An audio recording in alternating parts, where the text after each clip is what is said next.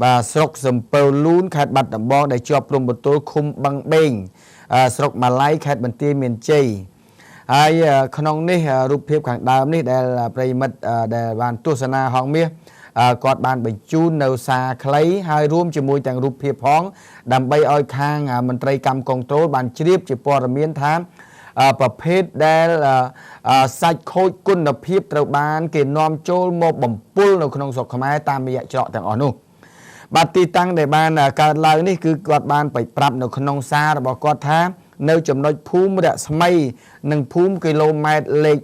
4គីឡូម៉ែត្រលេខ4ឃុំជ្រៃសីមាស្រុកសំពៅលូននិងច្រករបៀងមួយទៀតនេះគឺគ្រប់គ្រងដោយសមត្ថកិច្ចពីអង្គភាព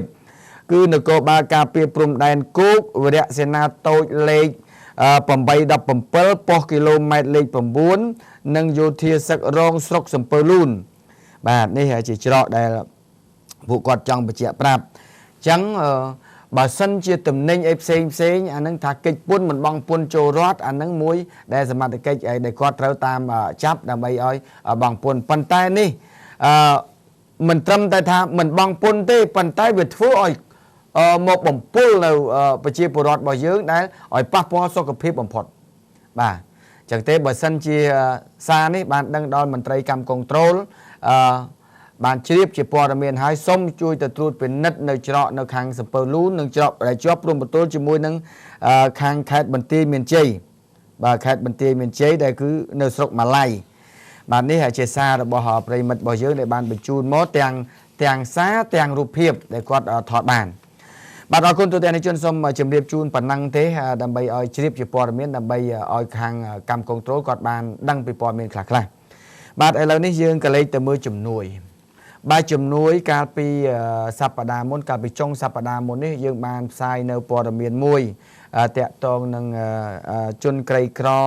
មួយរូបដែលគាត់នឹងឈ្មោះត្រុយអ៊ូនបាទត្រុយអ៊ូនអាយុ52ឆ្នាំគាត់នៅភូមិតាំងគោកឃុំតាឡោស្រុកបាកានខេត្តពោធិ៍សាត់បាទក្រោយពេលដែលផ្សាយថាគាត់មានជីវភាពក្រីក្រគាត់ត្រូវបានប្រពន្ធលែងប្រពន្ធនឹងមានសហាយថ្មីឯណោះហើយគាត់នឹងជាមុខរបរដែលជីកតាពាំងបាទជីកតាពាំងអញ្ចឹង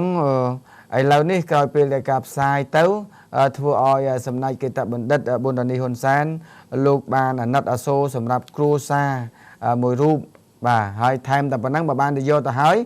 ក៏ទៅប្រជាពលរដ្ឋនៅក្នុងតំបន់ហ្នឹងមកឲ្យចូលរួមតែម្ដងទៅបាទប៉ុន្តែសម្រាប់ទៅលើគ្រួសារមួយគ្រួសារហ្នឹងបាទនេះលោកអភិបាលខេត្តពោធិ៍សាត់លោកម៉ៅនិនម៉ៅធនិនបាទអភិបាលខេត្តពោធិ៍សាត់ដែលបាននាំយកនៅ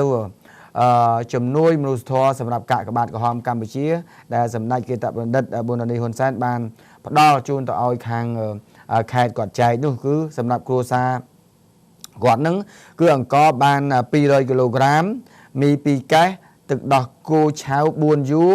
ត្រីខទឹកត្រីទឹកស៊ីអ៊ីវលុយចំនួន2លានរៀលហើយនឹងសម្រាប់ប្រជាពលរដ្ឋក្រីក្រផ្សេងទៀតហ្នឹងគឺត្រូវបានចែកជូនផងដែរបាទប៉ុន្តែសំដៅទៅលើទី1គឺគ្រួសារមួយនោះគឺគាត់ជាអ្នកក្រីក្រដោយសារតែគាត់ប្រពន្ធត្រូវមានសហាយថ្មីគាត់មានកូននៅក្នុងបន្ទុកនៅពេលដែលគាត់ទៅជីកតាពាំងម្ដងហ្នឹងគឺកូននៅផ្ទះម្នាក់ឯងបាទហើយពេលខ្លះហ្នឹងកូនហ្នឹងរត់ទៅរលពុកនៅកណ្ដាលព្រៃស្រែកយំនៅកណ្ដាលព្រៃហ្នឹងទៅទៀតបាទអញ្ចឹងហើយបានជាធ្វើឲ្យគាត់មានការសោកសង្រេងចំពោះគ្រួសារក្រោយពេលដែលមើលឃើញថាប្រជាពលរដ្ឋនៅក្នុងភូមិតាំងគោកឃុំតាឡោស្រុកបាកានមានការជួបលំបាកបែបនោះទន្ទឹមនឹងការយកជំនួយទៅឲ្យបរិសម្នាក់នោះហើយខាងជំនួយផ្សេងទៀតសម្រាប់គ្រួសារផ្សេងទៀតសម្រាប់ឲ្យទៅចែកជូននោះតែម្ដងតាមរយៈកាកបាទក្រហមកម្ពុជាបាទនេះនៅខេត្តពោធិ៍សាត់ទូទាំងជនអញ្ចឹងឥឡូវគ្រួសារដែលក្រីក្រឈ្មោះត្រុយអ៊ូននៅភូមិតាំងគោកនេះគឺបានជំនួយឲ្យទូទាំងជនបាទដែលជំនួយរបស់យើងដែលបានមកពីប្រិមិត្តរបស់យើងថែមទៀតហើយនឹងយកទៅឲ្យគ្រួសារហ្នឹងប៉ុន្តែឥឡូវនេះដោយសារគ្រួសារលោកពូអ៊ួនគាត់បានជំនួយពីកាកបាទក្រហមកម្ពុជាអញ្ចឹងខ្ញុំយកឲ្យជំនួយដែលគេឲ្យមកនេះទៅឲ្យអ្នកក្រីក្រផ្សេងទៀត ព្រោះហ្នឹងម្លែកគ្នាអញ្ចឹងបាទកុំឲ្យថាទៅបុកទៅតែម្នាក់ព្រោះមានអ្នកអត់ផ្សេងទៀតអញ្ចឹងបើថាម្នាក់នោះបានហើយយើងឲ្យអ្នកផ្សេងទៀតបាទជំនួយវាមិនច្រើនទេតិចតួចប៉ុន្តែគាត់ថាឲ្យចែកម្លែកតិចទៅបាទហើយកាលពីម្សិលមិញនេះដែរខ្ញុំក៏ឆ្លៀតពេលដែលមកពីទៅមើលម្ដាយនៅស្រុកកំណើតក៏បានយកជំនួយខ្លះជាមីហើយនឹងទឹកស៊ីអ៊ីវរួមជាមួយនឹងប្រេងកូឡានិងថវិកាមួយចំនួនទៅដល់ប្រជាពលរដ្ឋនៅខាងភូមិចំការដូងបាទភូមិចំការដូងឃុំវាលពងស្រុកឧដុង្គខេត្តកំពង់ស្ពឺបាននាំយកនៅជំនួយមានមីមានទឹកស៊ីអ៊ីវនិងថវិកាខ្លះដល់គ្រួសារដែលក្រីក្របាទដែលយើងបានឃើញនៅក្នុងរូបភាពខាងដើមនេះហើយសូមឲ្យម្ចាស់ជំនួយដែលបានផ្ដល់មកតាមរយៈហងមាសនៅទទួលទោះបីអ្នកជំនួយនោះគាត់នៅទីជិតឬក៏ទីឆ្ងាយក្តីលោកនឹងទទួលនៅបានមគ្គផលនិងបុណ្យដែលលោកអ្នកបានធ្វើអញ្ចឹងទទួលដល់ម្ចាស់ជំនួយទាំងអស់បាទក្នុងនោះប្រជាពលរដ្ឋដែលនៅក្បែរនោះក៏បានទទួលនៅប្រេងកាឡាដែលលោកពូអ្នកមីងគាត់នៅរដ្ឋតិចសាសតែឥឡូវគាត់មកនៅរស់នៅស្រុកខ្មែរហើយគឺនៅសៀមរាបគាត់បានឲ្យប្រេងកាឡានេះមកខ្ញុំចែកអត់ទាន់អស់ទេអញ្ចឹងទៅកន្លែងណាខ្ញុំត្រូវចែកបន្តថែមទៀតបាទដែលប្រេងកាឡារបស់គាត់នេះបាទនេះគឺស្ថិតនៅក្នុងភូមិចំការដូងឃុំវាលពុនស្រុកឧដុង្គខេត្តកំពង់ស្ពឺដែលជាព្រំប្រទល់ជាប់ជាមួយនឹងខេត្តកំពង់ឆ្នាំងបាទក្នុងនោះក៏មានប៊ិចដែលខ្ញុំត្រូវចែកទៅដល់ក្មួយតូចនៅតាមភូមិព្រោះនៅតំបន់នោះគឺមានក្មួយតូចនៅរៀនតាមសាលាច្រើនដែលគាត់កំពុងតែខ្សត់ខ្សោយសម្រាប់ថវិកាខ្សត់ខ្សោយខាងប៊ិចសិភៅ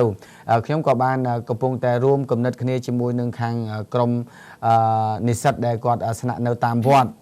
នៅក្នុងរាជធានីភ្នំពេញដែលកំពុងតែបំពេញការសិក្សាថានឹងយើងនឹងមានមូលនិធិសម្រាប់ប៊ិចនិងសិភៅយកទៅរួមគ្នាទៅចែកដល់ក្មួយដែលកំពុងតែរៀននៅតាមសាលាដែលក្រីក្របំផុតដែលយើងមានសិភៅជាប៊ិចហើយអញ្ចឹងសូមឲ្យក្មួយដែលជាអ្នកស្នាក់នៅតាមវត្តយើងតិចទៀតយើងនឹងជួបគ្នាដើម្បីយើងរៃអង្គាសគ្នាតិចដោយច្រើនហើយប៉ុន្តែខ្ញុំនឹងអំពាវនាវសម្រាប់គាត់ខ្លះបងប្អូនខ្លះគាត់មានសទ្ធាចង់ជួយកូនអ្នកក្រីក្រនៅតាមសាលាដែលជនបទបំផុតបាទយើងនឹងយកទៅតាមសាលាហើយយើងនឹងចងក្រងជាសហគមន៍ដូចជាទៅភូមិតាមភូមិអញ្ចឹងព្រោះនៅពេលដែលខ្ញុំទៅដល់ភូមិតាមតំបន់ជនបទបាននឹកឃើញពីប្រវត្តិដែលយើងធ្លាប់ស្នាក់នៅដែលស្រុកកំណើតរបស់យើងដើរខ្វៀលគោដើរបេះតបែកឡើងថ្នោតបាទដែលខ្ញុំនឹកឃើញអនុស្សាវរីយ៍ចាស់កាលពីយើងមិនទាន់បានមកដល់ទីក្រុងភ្នំពេញពេលនោះយើងអត់មាននឹកស្មានថាជីវិតរបស់យើងស្គាល់ទីក្រុងភ្នំពេញទេដោយសារតែយើងកំពុងតែរស់នៅតំបន់ដែលដាច់ស្រយាលបំផុតតំបន់ដែលគេមិននឹកស្មានថាអ្នកទាំងអស់នោះស្គាល់ទីក្រុងភ្នំពេញទេប៉ុន្តែការតស៊ូក្នុងជីវិតទោះបីការលំបាកយ៉ាងណាទោះបីជីវភាពយើងក្រីក្រយ៉ាងណាក៏យើងនៅតែតស៊ូដើម្បីជីវិតរបស់យើងបាទនេះខ្ញុំក៏ពីមុនធ្លាប់ឡើងថ្នោតដល់ឥឡូវចង់ដឹងចង់សាកមើលថាតើដើមថ្នោតនឹងឡើងបានតែដូចរៀងធ្ងន់ពោះបន្តិចបាទពីមុនខ្ញុំឡើងដល់ប៉ុន្តែឡើងធន់បានតែមិនបានធម្មតាមើលទៅអត់ទេឡើងហ៊ានតែប៉ុណ្ណឹងតាព្រោះដោយសារទី1បង្អោងចាស់អញ្ចឹងអោបអាហ្នឹងគេអោបយកកាលពីអត់ប្រអោងយើងពូបឡើងពូបបាទអញ្ចឹងដល់ថាប្រអោងចាស់អង្គចាស់ហើយនឹងយើងរឿងធ្ងន់ក៏ពោះអូយឡើងសាកទៅតែខ្ញុំជីវិតរបស់ខ្ញុំឡើងដើមថ្នោតខ្ញុំចេះខ្ញុំចិត្តខ្ញុំគៀបខ្ញុំឡើងត្រង់បាទរែកទឹកថ្នោតខ្ញុំមកងាស់ស្គរប៉ុន្តែឥឡូវបញ្ហាហេតុអីបានជាពលរដ្ឋរបស់យើងបោះបង់ចោលការឡើងថ្នោតច្រើនបញ្ហាទី1គឺផលវិបាកសម្រាប់គាត់ទី1អស់ទី2រកប្រអោងទី3រកវល្លិហើយទី4រកប្រពេលបាទអញ្ចឹងត្រូវបើសិនជាយើងឡើងថ្នោតមកគ្រួសារហ្នឹងគឺលំបាកទាំងអស់បានន័យថាហត់ទាំងអស់គ្នានឹងទាំងអស់បាទអញ្ចឹងហើយបានជាឥឡូវនៅខាងកំពង់ស្ពឺអ្នកឡើងថ្នោតកាត់បន្ថយឡើងថ្នោតពួកគេមកធ្វើការងារនៅភ្នំពេញខ្លះទៅថៃខ្លះទៅហើយណាមួយឥឡូវគេលេងមកងាស់ស្គរដោយសារវាពិបាកអញ្ចឹងប៉ុន្តែខ្លះទៀតគេនិយាយលេងថាដោយសារតែអត់ឡើងថ្នោតមកងាស់ស្គរដោយសារតែនៅភ្នំពេញមានអ្នកកើតទឹកនោមផ្អែមច្រើនយកទឹកនោមមកងាស់យកស្គរវិញអញ្ចឹងមែនអី ai cho một từng nôm em hỏi lọp đặt em có thằng nào mà thay lâu từng nôm em đấy mình vô từng nôm mà ngồi mà thầm trên dưới có mà ta trên lặng thằng nào và con vậy liền nhỉ mà lâu nay đã sang tại pê liệt đó thì mình chọc hai rương được bỏ dương có toàn chọc đè bà phần tay thường mấy bữa đại sa pê liệt đó thì mình chọc thấy hay khi từ chụp nào bị chụp bột đây còn miền Bắc hạt đây lý gì từ dốc còn miền này chứ bà mình từ đỏ sai đi của nhà thuốcคือvùng đỏ sai khi từ mưa từ phía ở chợ anh thật tới rương nước vì dạng mình bật bột còn bà ở conตัวแทนในช่วงนั้นแล้วนี่ดอนมองสำหรับดอนมองจอบแต่ให้ชมจมูกดังใส่ลายรวมจมูกดังกรมการเงี้ยส้มจมูกเลี้ยตัวแทนในช่วงตรำปนได้เอาคนจมูกปริมาณบ่อยยังได้บานตามด้านปอนเมืองห้องเมืองต่างไปดาวเราได้จอบให้ขยมก็ส้มสวากุมจมูกปริมาณบ่อยยังริกุนดำใบสถาปนาต่างออกนี้ให้หนึ่งดาวปอนเมืองเอาหมกห้องมีเอาปิดบำพดดำใบยังดาวปอนเมืองเต้าถนัดน้องคนเลือกเอาชีพจีปอนเมืองถ้าปิดแต่การนั้นปิดจีการล้างปิดประกอบมันคลายบัดลำบ่าเอาคนไหนแล้วเนี่ยโดยสาไปเรียนดนตรีมันชอบขยมจมูกเสียร้ายร่วมจมูกหนึ่งกรมการเงี้ยส้มจมูกเรียอย่างจูบขึ้นในไทยใจปะทอเทียบบ่า